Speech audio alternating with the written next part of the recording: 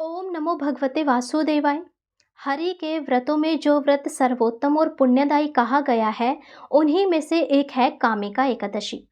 पद्म पुराण और ब्रह्म वैवर्त पुराण के अनुसार जो व्यक्ति कामिका एकादशी का व्रत करता है, वह तीर्थ स्नान, वाजपेय यज्ञ और दान पुण्य के समान समस्त फलों को प्राप्त करता है। यह व्रत विशेष रूप से श्रावण मास के कृष्ण पक्ष की एकादशी को किया जाता है और यह व्रत विष्णु भक्ति, पापों से मुक्ति और मोक्ष प्रदान करता है। भगवान श्रीहरि विष्णु को प्रसन्न करने के लिए यह व्रत अत्यंत प्रभावशाली माना गया है। तो आइए जानते हैं कि ये परम दुर्लभ कामिका एकादशी का व्रत कब है।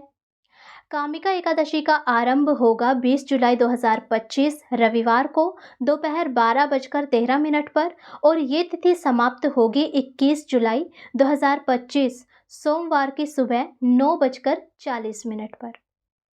अतः उदया तिथि के अनुसार एकादशी का व्रत 21 जुलाई यानी कि सोमवार को रखा जाएगा।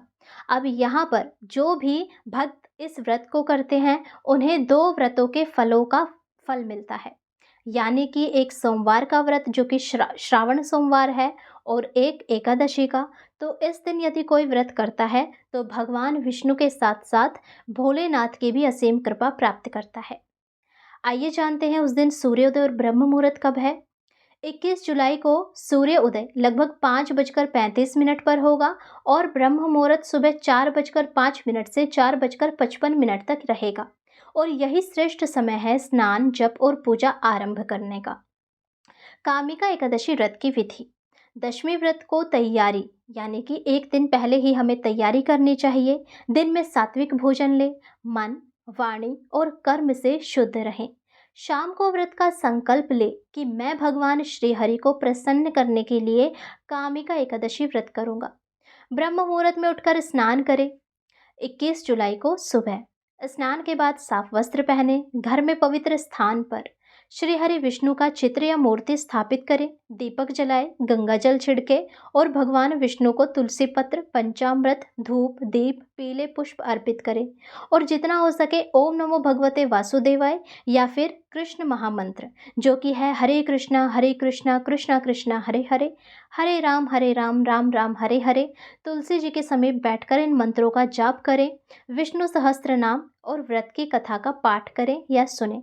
हमारे चैनल पर एकादशी की व्रत कथा भी डाली जाएगी, इसलिए अभी सब्सक्राइब करके रखें ताकि जब हम कथा डालें तो आप वो सुन पाएं। दिन भर निराहार रहें या फिर आप फलहार रहें या फिर निर्जल व्रत, जैसी आपकी क्षमता है वैसा आप व्रत कर सकते हैं। दिन भर श्री हरि का भजन करें, ध्यान करें, कीर्तन करें। रात्रि में श्री हरि के समक्ष दीप दान करें, यह अति पुण्यदायक माना जाता है।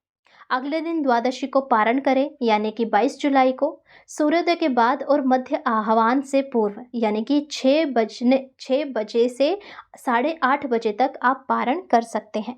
सबसे पहले ब्राह्मण को, जरूरतमंद को अन्न दे, वस्त्र दे, दक्षिणा दे, पूजा पाठ करके उसके बाद ही व्रत खोले।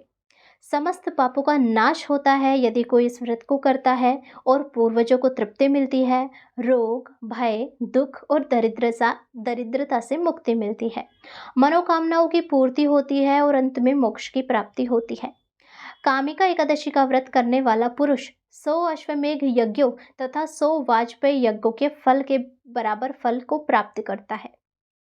इस कथा का सार है कि एक बार एक क्रोधी व्यक्ति ने अनजाने में एक ब्राह्मण की हत्या कर दी।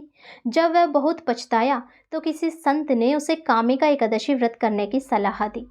व्रत और पूजन के प्रभाव से न केवल उसके पाप दूर हुए बल्कि उसे दिव्य दृष्टि और आत्मिक शांति भी प्राप्त हुई।